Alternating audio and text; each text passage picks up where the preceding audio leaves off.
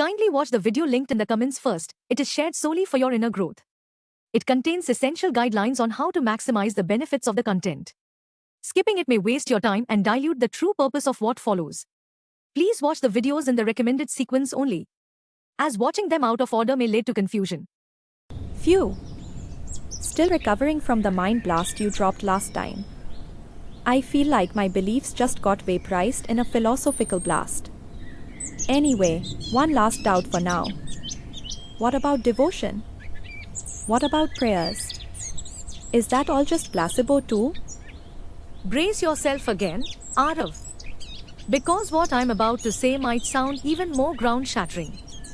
As we've discussed, there is only one and no second.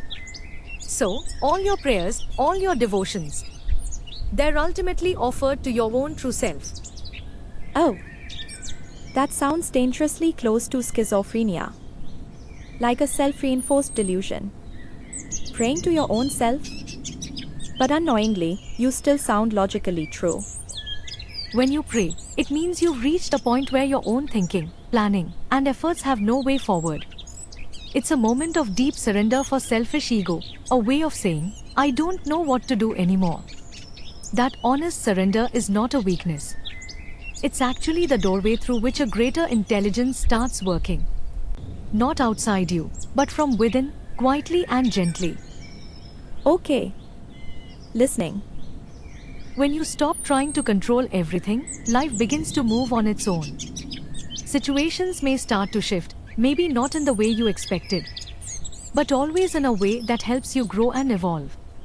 No magic, no tricks. It's simply a shift from a darker to a brighter perspective on life. Instead of focusing on problems, you begin to seek solutions. The hurdles, once magnified by the great storyteller called the mind, start to crumble.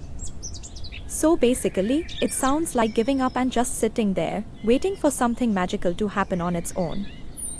When your intention is sincere and your mind is quiet, something deeper begins to guide you. Not always in the way you expect, but often just enough to move you forward.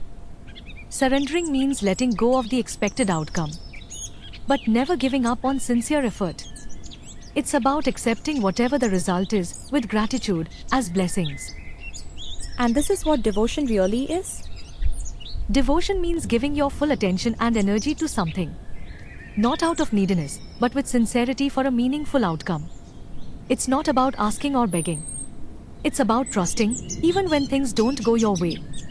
It's about staying open, aware, and letting go of control. And your prayers? They should always begin with gratitude for everything you already have. Gratitude? In the face of adversity or tragedy. Now that's quite ridiculous.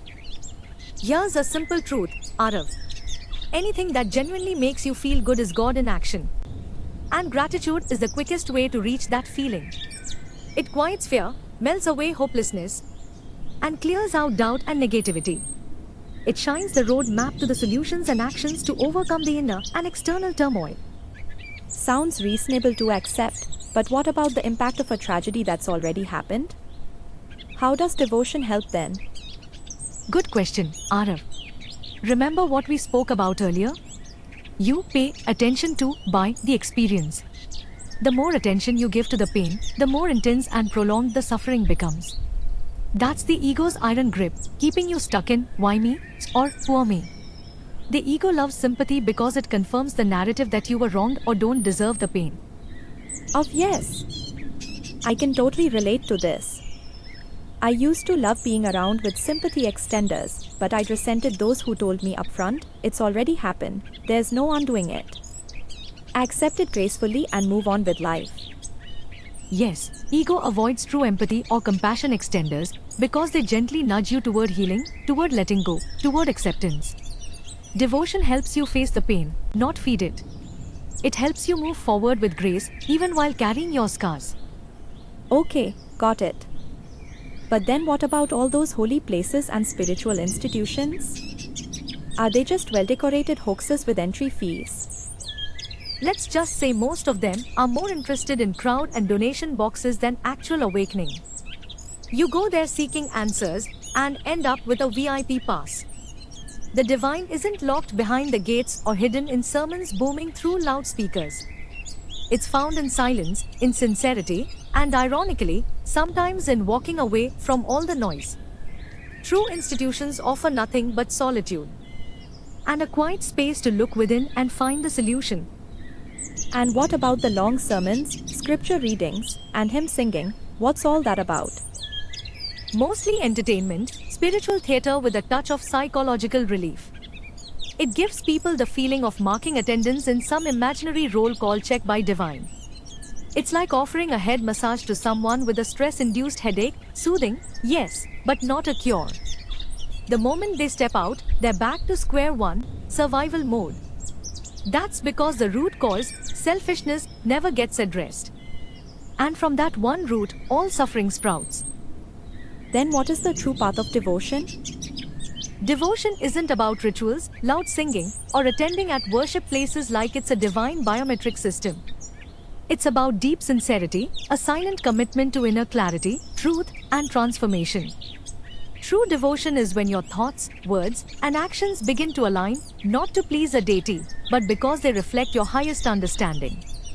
It's not about pleasing the divine. It's about becoming the kind of person who doesn't need to. Okay, continue. True devotion doesn't need to visit any sacred places, rituals, or collection of worshippers on any auspicious day. It begins when you sit with yourself, quietly and honestly. No chanting, no performances.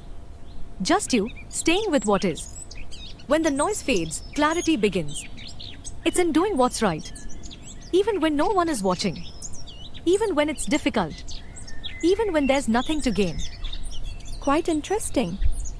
Inner resting. Now that's an interesting twist too. It's in feeding someone who's hungry. Not for praise, but because it feels deeply right. It's in forgiving those who won't admit they were wrong.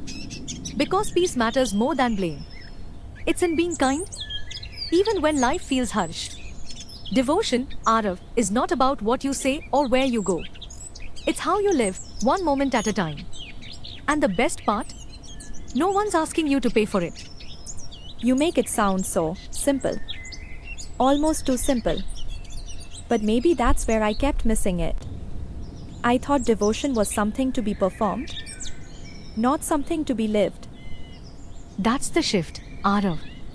Devotion isn't a task, it's a way of being. You don't do devotion. You become it. When your thoughts, words, and actions align with sincerity and care. That's devotion in its purest form. Then no more checklist devotion for me. No tallying up mantras or trying to impress some invisible judge. Just a more awareness, a more kindness, a more truth in how I show up each day. Now that sounds like a beginning worth bowing to.